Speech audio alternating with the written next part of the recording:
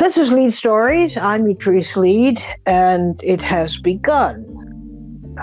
We had twin bombings today in Afghanistan, just to get everybody's attention as the evacuation continues, and there are only 5 days left to go to bring that to an end. But predictably, we see the conduct of the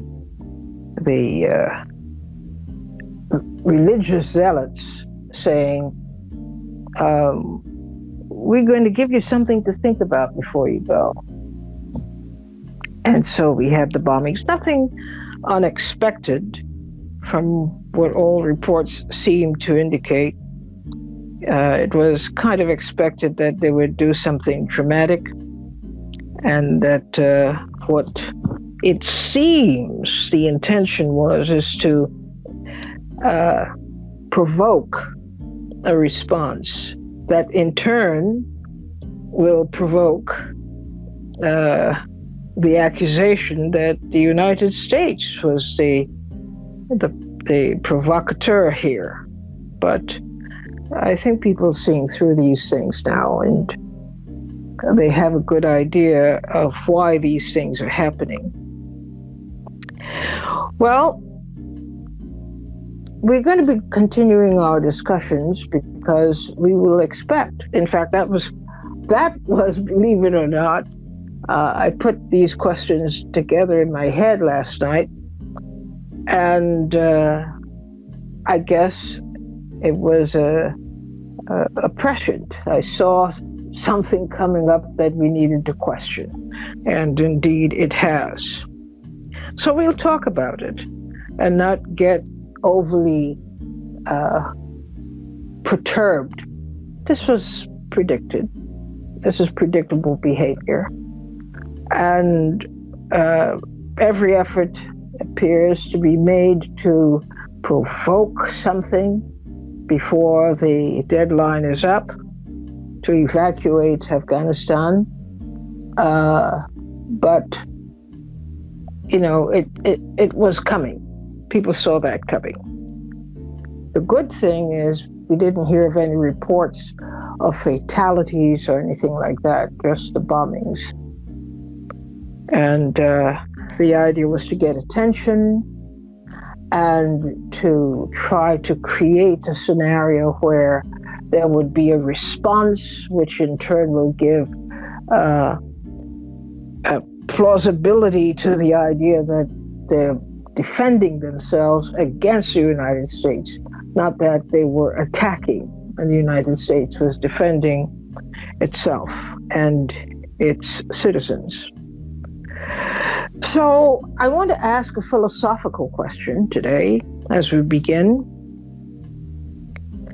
Or maybe I should just tack on the second part of this question and deal with that first. As I said, in just 6 days, President Joe Biden is expected to bring to an end the U.S. military presence and rescue mission in Afghanistan. What else? This was the question I wrote last night. What else do you think or expect to happen before the timetable is up? What else do you think is going to happen, and why? 888-874-4888 is the number to call, and we get our phone calls started as quickly as we can. 888-874-4888. So it was predicted there would be some kind of drama as the deadline closes in, and that happened yesterday. Now, what else do you expect to happen, if anything? 888-874-4888. You know, this is a point about terrorism. The idea is to incite fear and to get people so obsessed with the idea of their mortality that they will be paralyzed and, in fact, invite further attack. But it is, when you look at it, it is quite, how should I say? It is quite predictable, this behavior. But it's not only on their part, it is also predictable on the U.S.'s part. And to that degree, I am watching very closely the behavior and the response of the president. I don't know what is going on in his head, and it would be good to know what he's thinking at the moment. Gwen from New York. Therese, how are you? Okay. How are you? Nice and hot here. Nice and hot. Okay. Feels very Florida up here. I'm really. I want to say about the Afghanistan thing. I'm really surprised when I listen to people talk, because especially the people on the left that for years, and I'm one of them, have been saying that we should not be entering into other countries and telling them how to run their country or attacking them. And we certainly should not be in 20-year-long wars. So, you know, I don't know what fairy tale people live in. Did you honestly think this was going to go down nice and smooth and no one was going to get hurt? You have to live in some kind of non-reality to think that wasn't going to happen.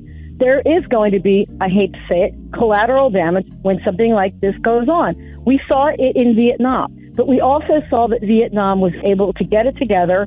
They have a pretty good economy now, and they're a functioning country. And so although it's very sad to see people get killed, it's very sad to see what's happening now, I think it is inevitable. And I think that people that are, yelling about Joe Biden not getting emotional enough, not doing more, well, I mean, the only other way to go is to say, okay, we made a mistake. Let's put some troops back in. Let's continue on this route, and let's just do it indefinitely. And so I just feel that, I don't think that's a good idea.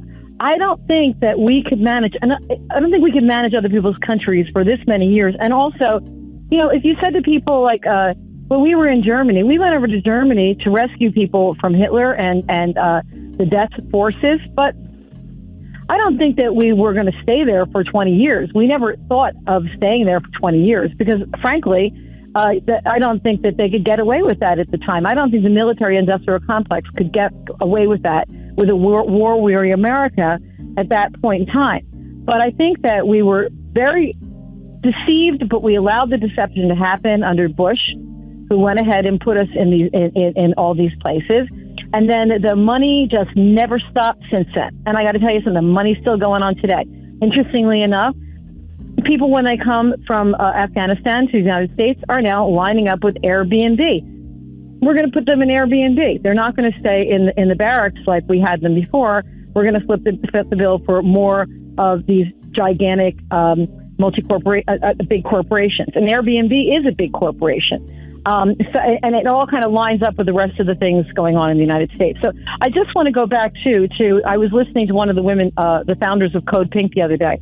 And, these are women that have showed up for 20 years. They've been there. They've gone to every congressional hearing. They get thrown out all the time. They've been to all the protests.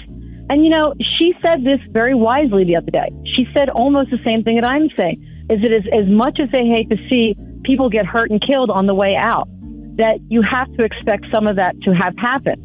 But at the end, when the dust settles, probably this is a better thing for their country. Now, it's inevitable also that they're going to have power struggles, and they're having them right now. They say, I heard this morning that ISIS and the Taliban are going to go at it with each other, and there's going to be some kind of showdown, but ISIS is not as well equipped with people and that will fight for them as the Taliban is. But we can expect this to happen. But I just got to tell you, I take issue listening to people thinking how hypocritical you are when you didn't show up to the anti-war protest, or maybe you did for one or two. But you didn't get involved in this issue until you saw it right now. So the last 20 years, you got on your high horse and you spoke very nicely, saying you were against the war. You were always against the war. But, what did you really do? So now you want to get up there and talk about how evil the president is for doing something that we've been asking for, by the way. The left has been asking for us to remove forces from there since the war started. And now you don't like how it's being done. Well, guess what? It's like it's a sausage factory. It's not pretty. It's how they make sausage, and it's not pretty, and it's not nice. But maybe if we never fought into this, maybe if the lazy people of the United States had gotten off their ass when George Bush was out there touting this fake war and said, no, we will not do it. No, we won't keep giving money to these warmongers, then maybe none of this would have happened to start with. So to me, I don't want to hear your cries at the end of the day. You have no seat at the table if you were not the people from Code Pink, if you were not the anti-war people that were out there the entire time, from the beginning to the end, putting blood, sweat, and tears into the effort to stop this from moving forward. So I'm sorry that people are upset about it. It's upsetting. But you know what? It's going to happen. This is like tearing the bandage off the wound, and the scab is coming with it. It's not pretty. It's not nice. But I got to tell you something. I also think that Americans are being manipulated because I believe there is a big portion of the military-industrial complex that wants to stay there. They want to stay there because the cash cow just keeps on coming in. She just keeps on bearing milk. And if we get on and do what we always do, just listen to those chowderheads on TV, right? Here's what they show you. Here's what's happening. And so you get on there and you start, screaming, yelling, and saying you hate the president. I mean, look, if you're going to hate the president, why don't you hate him for something that's real, okay? But to me, no matter who pulled us out, whether it was going to be Donald Trump or Joe Biden or anybody else, no matter who pulled us out, it was not going to go down smoothly. It just isn't. I just don't understand why people thought that it was going to be a beautiful succession of people that neatly lined up, got into airplanes, and got away to the United States. Watch who starts making money now. Perhaps even the two factions, the two fat cats at the top, the two pigs at the trough that take all of our money and use it for what they want. They're all making money again now. It's just that they're fighting about who's going to make the money. So they want me, Joe Civilian, to go out and say, listen, I'm going to fight for the military-industrial complex side, so I'm going to start talking about how awful this is. And then they're going to go back in, and they're going to keep throwing money out, throwing it down the toilet, stealing from us. Or if you bring them in, you're fighting on the other side, so that the corporations at home make sure they get a cut of the deal. So good old Airbnb is coming in, and they're getting a nice chunk of the deal. I mean, I really